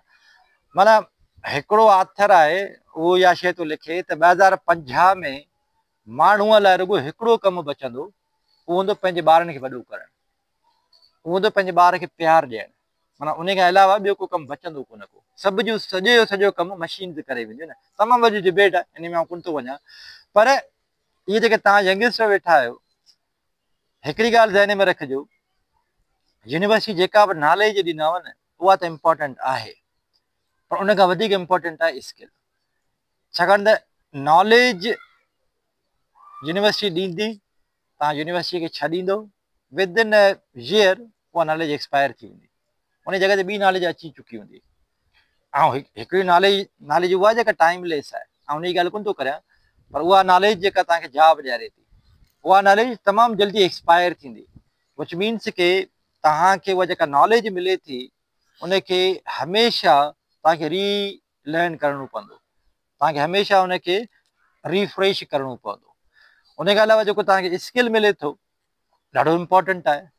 जेकॾहिं तव्हां सिर्फ़ु नॉलेज आहे ऐं तव्हां वञो था कंहिं बि जॉब जे लाइ, त तव्हां सिलेक्ट कोन थींदो, उते स्किल थो खपे। माना knowledge alone cannot win a job for you. It is a skill that will eventually decide कि तव्हांखे उहा जॉब मिले थी या नथी जॉब मिले।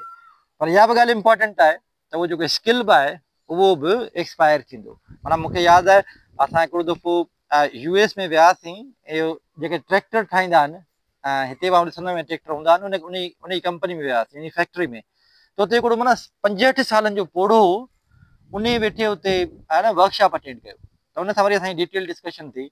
अरे तूं केरु आहीं, ॿुधाई त आऊं हिकिड़ो स्किल वर्कर आहियां। त मूं चयोमांसि पोइ तूं माना फील्ड में छो कोन्हे, तूं हिते छा वेठो करीं? कीअं असल में प्रॉब्लम इहो आहे त मुंहिंजो जेको पुराणो स्किल आहे उहो एक्सपायर थी चुको आहे, हाणे उन स्किल में मूंखे कमु मिले कोन थो, उन करे आउं वरी त 6 महीना हिते स्पेंड करां पियो ताकी मूंखे नओं स्किल मिले, ऐं वापसि वञी करे पंहिंजो ब्रेड एंड बटर अर्न करे सघां। त इहा ॻाल्हि ध्यान में रखिजो, इलाही सारा स्किल्स आहिनि जेके आहिस्ते आहिस्ते पंहिंजी जेका आहे न एज गुज़ारींदा वेंदा।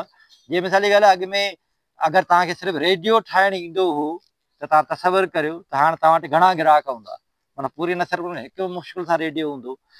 या हींअर तव्हांखे अगरि टीवी ठाहिणु अचे थी त अॻियां हली करे टीवी ॿुधाए, हा मूंखे नथो लॻे त घणा ॿार टीवी ॾिसंदा हूंदा। तव्हां आख़िरी दफ़ो टीवी करे ॾिसी आहे प्रॉबेबली तॾहिं जॾहिं पाकिस्तान में मैच हो, अदरवाइज़ त पाण टीवी ॾिसंदा ई कोन आहियूं।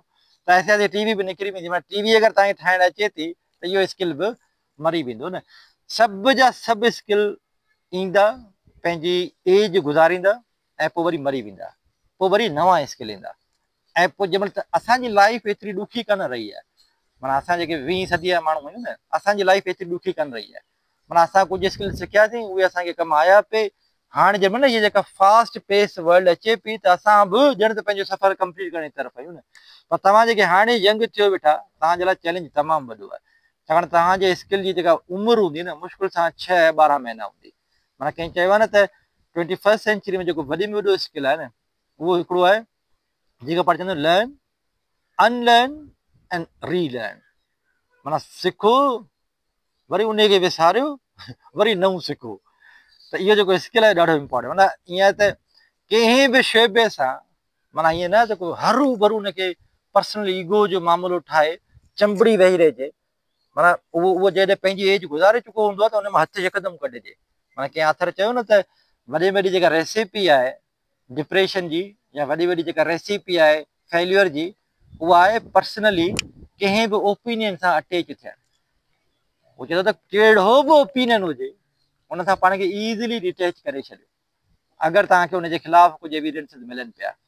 ॾिसो असांजा इलाही दोस्त आहिनि, हुनजो ख़्यालु हूंदो ऐं उन ख़्याल खे वठी करे उहे एॾा रिजिड हूंदा जो उन ख़्याल जे अगेंस्ट का शइ ॿुधी कोन सघंदा, छाकाणि त उन ख़्याल सां पर्सनली अटैच्ड आहिनि। हाणे जेकॾहिं तव्हां में बि उहा साॻी ख़राबी आहे त तव्हां सॼी उमिरि सूर खाईंदा। हर शइ सां पंहिंजे पाण खे न लूज़ली कपल करियो। माना हर शइ लर्न कयव न ठीकु आहे, उनखे पंहिंजे न पर्सनल वैल्यूज़ जो हिसो न ठाहियो। माना हुन सां एॾो इमोशनली अटैच न थियो जो हुनखे छॾणु ॾुखियो थी वञे न। हर शइ खे सिखो, वरी अॻियां हली करे नज़र अचे त हीअ शइ हाणे कम ई कान्हे, हुन मां हथु कढो वरी ॿी शइ सिखो, वरी टी शइ सिखो। त इहो जेको स्किल आहे पर्सनली डिटेच थियण वारो, लर्न अनलर्न ऐं रीलर्न करण वारो, इहो स्किल इंपॉर्टेंट आहे। ऐं जीअं मूं तव्हांखे ॿुधायो त स्किल त सभु जा सभु मरंदा वेंदा, त पोइ सवाल इहो त कुझु त अहिड़ा स्किल हूंदा जेके टाइमलेस हूंदा। त उहे जेके टाइमलेस स्किल्स आहिनि उहे बेसिकली कुझु ऑथर्स हुनखे चवनि 7 C's। अगरि तव्हां मूंखे हुनखे ॿुधो हुजे, कुझु ते थोरो थोरो ॻाल्हायां थो। माना जीअं पहिरीं स्किल आहे collaboration. Collaboration, my God, you should be able to collaborate. मां तव्हां you can live in silos, तव्हां अकेला नथा रही सघो, तव्हांखे टीम में कमु करणु अचे। असां सां वॾे में वॾो प्रॉब्लम इहो आहे त जेकॾहिं न अकेलो हूंदुसि त कम में कंफर्टेबल हूंदुसि, वरी जेकॾहिं 2 ॼणा थींदा न थोरो अनकंफर्टेबल, 3 ॼणा थियनि जहिड़ो थी पवंदो। उहो असां ग्रुप प्रोजेक्ट करे ई कोन सघंदा आहियूं।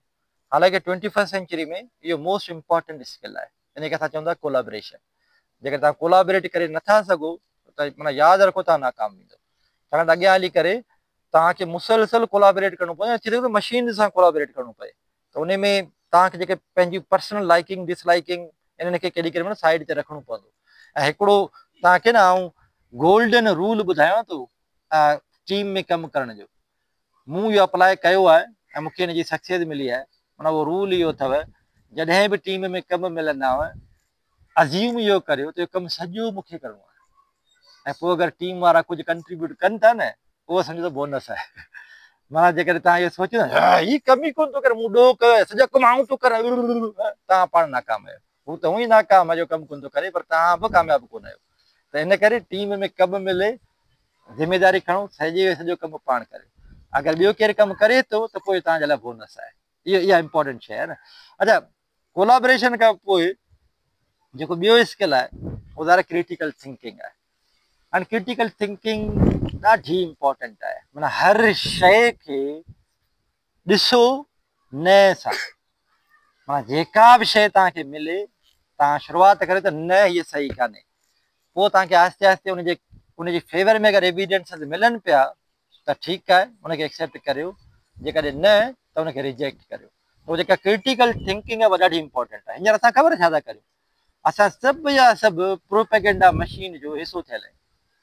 माना हिकिड़ो फेसबुक ते अहिड़ो को ईंदो न इमेज, इहो माना ख़ुदा जो वास्तो थो हिन ॻाल्हि खे सम्झिजो। माना फेसबुक ते को अगरि इमेज अचे पियो ऐं केरु न चवे थो त साईं हिन ई कमु कयो आहे, असां बिना सोचण जे हेठि लिखंदा लानत आहे, लानत आहे, लानत आहे, लानत आहे। अच्छा, असांखे एॾो इहो सवलो थो कमु लॻे त माना 5 वक़्त नमाज़ केरु पढ़े, उहो सवाबु त मिलंदो, पर 5 वक़्त नमाज़ मुसीबत वज़ू करे सुबुह उथणु, इहो सवाबु ॾुखियो आहे। पर असांजो ज़मीर मुतमइन पियो रहंदो आहे, तव्हां हुनखे लानत विझंदो, मूंखे सवाबु मिलंदो, ऐं इहे लानत मूंखे न जन्नत में वठी वेंदियूं। अड़े बाबा, वेरीफाई त करियो न। माना जंहिं माण्हू जे ख़िलाफ़ु केरु इमेज रखियो वेठो आहे, उहो इमेज AI जनरेटेड थी सघे थो, उहो इमेज मैन्युपुलेटेड थी सघे थो। ऐं तव्हां यकदमि ॾिसो था त कहिड़े फ़िरके वारे मैसेज कयो आहे, इहो त साईं असांजे फ़िरके वारो आहे, हाणे साईं ॾे लानत, ॾे लानत। महिरबानी करियो इन एटीट्यूड सां अॻियां न वधो, थोरो क्रिटिकल थिंकर थियो। तव्हां थोरो न पंहिंजे पाण खे टाइम ई ॾींदो, तव्हांजे अंदर में ई हिकिड़ो राइट आंसर तव्हांखे मिली वेंदो। माना इलाही सारा एविडेंसिस मिलंदा न बाबा हिन माण्हू खे सुञाणे, अहिड़ो आहे ई कोन्हे को, हीअ त माना हिन जे ख़िलाफ़ु साज़िश आहे। या वरी ॿियो स्टेप इहो हूंदो यार हीअ इमेज थोरो मूंखे टुटल फुटल पियो लॻे। माना कुझु न कुझु तव्हांखे अंदरां सिग्नल्स मिलंदा, पर मसइलो इहो सिग्नल्स तव्हां एक्सेप्ट ई कोन था करियो, हुनखे फिर तव्हां लानत था ॾेई छॾियो। त बहरहाल क्रिटिकल थिंकर थियो। उन खां टियों जेको स्किल आहे उनखे असां चवंदा आहियूं क्रिएटिविटी। हाणे क्रिएटिविटी हिकिड़ा चवंदा आहिनि न असां ब्लेस्ड आहियूं, असां ॾाढा क्रिएटिव आहिनि। बाबा ईअं न आहे। क्रिएटिविटी ईंदी आहे मुसलसल प्रैक्टिस सां। माना कंहिं बि शोबे में अगरि तव्हां मुसलसल प्रैक्टिस कंदो न, तव्हां हुन में क्रिएटिव थी वेंदो। माना पेंटिंग हिकिड़ो स्मॉल एग्ज़ाम्पल आहे। पिकासो जूं तमामु घणी पेंटिंग्स ॾिसो, ॿियनि सुठनि पेंटर्स जूं पेंटिंग्स ॾिसो, माना इवेंचुअली तव्हांखे बि आइडिया ॾींदा। माना ज़ाहिर तव्हां बि मेंटली रिटार्टेड त न आहियो न, तव्हां वटि बि हिकिड़ो ऑर्डिनरी ह्यूमन माइंड त आहे न। त क्रिएटिविटी अचे थी मुसलसल प्रैक्टिस सां। इहा ॾाढी इंपॉर्टेंट शइ आहे त तव्हां कंहिं बि शोबे में वञो पर मुसलसल प्रैक्टिस करियो, उन खां पोइ तव्हांखे क्रिएटिविटी ऑटोमेटिकली अची वेंदी। कंप्यूटिंग चोथों स्किल आहे। हाणे कंप्यूटिंग ऐं तव्हांखे छा एक्सप्लेन करियां, तव्हां कहिड़ी बि फील्ड में हुजो, तव्हांखे कंप्यूटिंग में थोरी घणी एक्सपर्टीज़ हुअणु घुरिजे। ऐं स्पेशली हाणे जॾहिं AI अची वई आहे, जॾहिं GPTs अची विया आहिनि, जॾहिं जेमिनाइज़ अची विया आहिनि, जॾहिं डीप सीक अची वियो आहे, क्लॉड अची वियो आहे, त हाणे तव्हांखे तमामु घणो कंप्यूटर सिखण जी ज़रूरत कान्हे का, इलाही सारी शयूं। माना मिसाल जी ॻाल्हि आहे, तव्हांजे लाइ GPT छा थो करे सघे। अॼु नंढड़ो हिकिड़ो मूंखे कमु हो, माना मूंखे ड्यूटियूं लॻाइणियूं हुयूं 200 माण्हुनि जूं, मूं वटि माण्हू हुआ 330। अॼु खां साल पहिरीं आउं हीअं करियां त माना मुंहिंजी कोशिशि आहे त हर माण्हू खे 6-7 ड्यूटियूं मिलनि। त आउं छा करियां, एक्सेल खोलियां हा, पोइ मैन्युअली माण्हुनि खे ड्यूटियूं असाइन करियां, अब हिन खे 6 ड्यूटियूं, हाणे हिन 6 थी वियूं, हाणे त हिन खे खणूं, हाणे वरी माना ॾाढो हिकिड़ो 8-9 कलाकनि जो कमु हुजे हा। पर GPT खे हिकिड़ो प्रॉम्प्ट ॾियणो पियो। GPT खे मूं चयो हीअ अचे एक्सेल शीट, मुंहिंजो ऑब्जेक्टिव इहो आहे त हिन में माण्हू आहिनि 330, ड्यूटियूं आहिनि 200, हर ॾींहं ते 200 माण्हुनि जी ड्यूटी लॻाए, ऐं कंहिं बि माण्हू खे 7 खां मथे ड्यूटी न अचे, ऐं कोशिशि इहा करे त हर माण्हू खे 1 ॾींहं जो 2 ॾींहंनि जो ब्रेक मिले। माना विदिन सेकेंड्स मूंखे नई एक्सेल शीट ठाहे ॾिनी, हुन में हेॾा नाला लिखिया पिया हुआ, हेॾा जेको टिक मार्क लॻा पिया हुआ, त हिन खे हिन ॾींहं ते ड्यूटी ॾे, हिन खे हिन ॾींहं ते ड्यूटी ॾे, ऐं जंहिं महिल कॉलम में ॾिसां पियो त हर ॾींहुं 200 ड्यूटियूं हुयूं। त हाणे इहो थोरो इमेजिन करियो त इहे जेके कंप्यूटिंग स्किल्स आहिनि एॾा के ॾुखिया कोन आहिनि। माना हर माण्हू जेको भले खणी मिसाल ॻाल्हि आहे MA सिंधी में हुजे, MA अरेबिक में हुजे, MA पर्शियन में हुजे, या MA इकोनॉमिक्स में हुजे, उहे सभु जा सभु कंप्यूटिंग स्किल्स खे आराम सां जेको न पाण सां गॾु इंगेज करे सघनि था। त कोलाबरेशन, उनखे अलावा कंप्यूटिंग, उनखे अलावा क्रिटिकल थिंकिंग ऐं तव्हांजी क्रिएटिविटी, उनखां ॿी अथव सिटीज़नशिप। ॾाढो वर्ड न हूंदो तव्हांजे लाइ, ग्लोबल सिटीज़नशिप, इहा ॻाल्हि ध्यान में रखिजो, ॾाढो इम्पोर्टेंट आहे ॿियनि खे एक्सेप्ट करणु। हिन 21st सेंचुरी में यानी जेके नफ़रतूं आहिनि असांजे विच में, रांग नंबर जेके विधियल आहिनि, माना असीं ई सही आहियूं, इहा शइ ध्यान में कढी छॾिजो। माना कंहिं बि मामले में ज़रूरी कोन्हे त असां सही आहियूं। माना if you want to be a good citizen, त शुरूआति हिते खां करियो त न यार साम्हूं वारो सही थी सघे थो, ऐं हुनखे थोरो ॿुधां, थी सघे थो मूंखे का हुन मां नई शइ मिले। पर इहो न जेको असांखे घमंड आहे त असां दुनिया जी का उत्तम क़ौम आहियूं, ऐं भले में भलो जेको असांजा ई आइडियाज़ आहिनि, त इहा थोरी ध्यान में ॻाल्हि कढी छॾियो। माना ईअं कोन्हे को दुनिया पई आहे, असां त माना सफ़ा अञा हेठि पियल आहियूं। त आउं वधीक हिन ते कमेंट कोन थो करियां, पर इहा जेका ग्लोबल सिटीज़नशिप आहे इहा इम्पोर्टेंट आहे। इन में थोरो एप्रीशिएट करियो डाइवर्सिटी खे, इन में एप्रीशिएट कयो ॿियनि क़ौमुनि खे, इन में एप्रीशिएट करियो ॿियनि मज़हबनि खे। माना ईअं न आहे त को हर शइ असांजी भली आहे, इहा शइ इम्पोर्टेंट आहे। अच्छा, उनखे अलावा जेका ॿी आहे उहा अथव कैरियर एंड सेल्फ रिलायंस। माना जेका मूं तव्हांखे पहिरीं ॻाल्हि ॿुधाई त जेके कैरियर स्किल्स आहिनि न, उहे ॾाढा इम्पोर्टेंट आहिनि। उन्हनि में मोस्ट इम्पोर्टेंट स्किल इहो ई आहे त तव्हां लर्न करियो, अनलर्न करियो ऐं रीलर्न करियो। हमेशह तयारु रहो त जेका शइ मुंहिंजे हथ में आहे न, इहा एक्सपायर थी सघे थी, ऐं जेकॾहिं इहा शइ एक्सपायर थिए पई त मूंखे जो बैकअप रखिणो आहे। ऐं भले तव्हां 60 सालनि जा हुजो, पर कोशिशि इहा करियो त हुन 60 सालनि में बि तव्हां नई शइ सिखण जे लाइ तयारु हुजो। जेकॾहिं इहे 7 C's तव्हां पंहिंजा मुसलसल डेवलप नथा करियो, त जेके तव्हां यंग फेसिस वेठा आहियो न, असां पंहिंजी ज़िंदगी तक़रीबन गुज़ारे चुका आहियूं। ऐं शुक्र अलाह साईं जो गवर्नमेंट जी नौकिरी आहे, 60 सालनि खां पहिरीं अरबो रुपया लोॾे कोन सघंदो। पर जेके तव्हां वेंदो न, गवर्नमेंट जी नौकिरी एतिरी सवली हूंदी कान, तव्हांखे इंडस्ट्री में सर्वाइव करिणो आहे। ऐं इंडस्ट्री मां मुंहिंजो मुराद इहे कान्हे त पाकिस्तानी इंडस्ट्री, माना पूरी दुनिया तव्हांजे लाइ आहे, तव्हां हुनखे फतह करे सघो था। पर बहरहाल इहे जेके 7 C's आहिनि, अगरि इन्हनि ते तव्हां फोकस रखो, छाकाणि त हर हिकु स्किल जेको बि तव्हांखे यूनिवर्सिटी ॾींदी, जेको बि तव्हांखे कॉलेज ॾींदो, जेको बि तव्हांखे स्कूल ॾींदो, हर हिकु स्किल एक्सपायर थींदो। पर इहे जेके 7 C's आहिनि न, इहे एक्सपायर कोन थींदा। त कोशिशि इहा करे जेके इहे लाइफ लॉन्ग स्किल्स आहिनि न, इहे उहे स्किल्स आहिनि जेके तव्हांखे हमेशह कमु ॾींदा, इन्हनि ते मुसलसल फोकस कंदा करियो। बहरहाल अञा इलाही कुझु चवण लाइ आहे, पर आई कैन अंडरस्टैंड के टाइम इलाही थी वियो आहे। वरी कंहिं इनशाला ॿी सिटिंग में अॼु अगरि इहो डोज़ कुझु तव्हांखे माना आफ़ाक़ो ॾे, माना घणो बदहज़मी न कई हुजेसि, त पोइ पाण वरी कंहिं ॿी सिटिंग में इनशाला ताला इन्हनि मां हर हिकु शइ खे थोरो खोले सम्झंदासीं। अॼु हाणे टाइम बि इलाही थी वियो आहे, इनशाला ताला वरी जल्दी तव्हां सभिनी सां मुलाक़ात थींदी। Thank U very much.